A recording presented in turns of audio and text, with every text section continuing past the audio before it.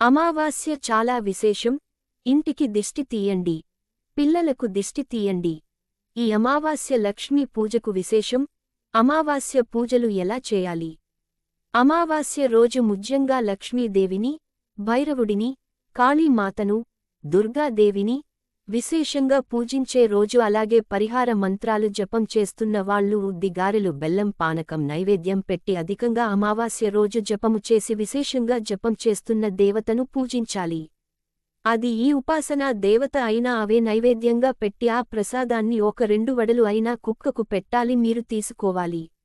అమావాస్య రోజు లక్ష్మీ_దేవిని పూజించాలి అనుకునేవారు మీరు కమలాత్మిక_హైమావతి సంపుటీకరణ అష్టోత్తరంతో అర్చన చేసి కమలాత్మిక స్తోత్రం చేసి కమలాత్మిక_ఖడ్గమాల చదివి మీ శక్తి కొద్దీ నైవేద్యం సమర్పించి మీ గృహస్థులు కాని వారికి ఎవరికైనా కాస్త ప్రసాదాన్ని పంచి తర్వాత ఆ అర్చన కుంకుమ ఇంటిల్లి పాదె ధరించాలి. ధనం ఇంట్లో నిలుస్తుంది.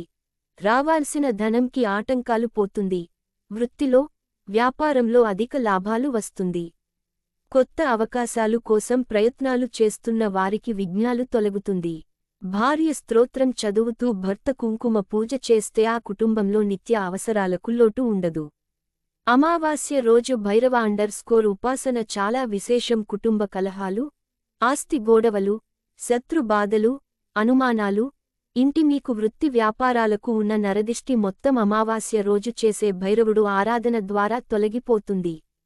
ముఖ్యంగా సాయంత్రం చేయాలి. సాంబ్రాణి పైన తెల్ల ఆవాలు వేసి భైరవుడిని స్మరిస్తూ ఇల్లంతా ధూపం వేయాలి.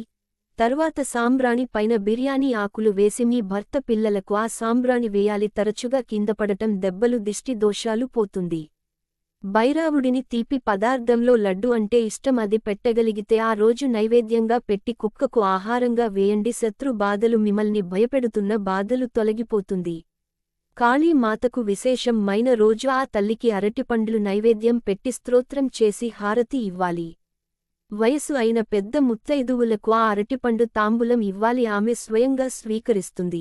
దుర్గా మాతకు విశేషంగా పూజించాల్సిన రోజు. ఎప్పుడూ లోకాలను రక్షిస్తూ కాపాడుతూ ఉండే రూపం దుర్గా రూపం. విశేషం ఏంటి తల్లి అంటే ఆ శివుడికి కూడా కష్టం వచ్చినప్పుడు దాల్చే రూపం. అంత శక్తి రూపం దుర్గా రూపం. నా ఆరాధ్య దైవం. ఆ రోజు పసుపు నీళ్లతో అభిషేకం చేయాలి. వేప మండలు అలంకారం చేయాలి. ఓం దుం దుర్గాయై నమః.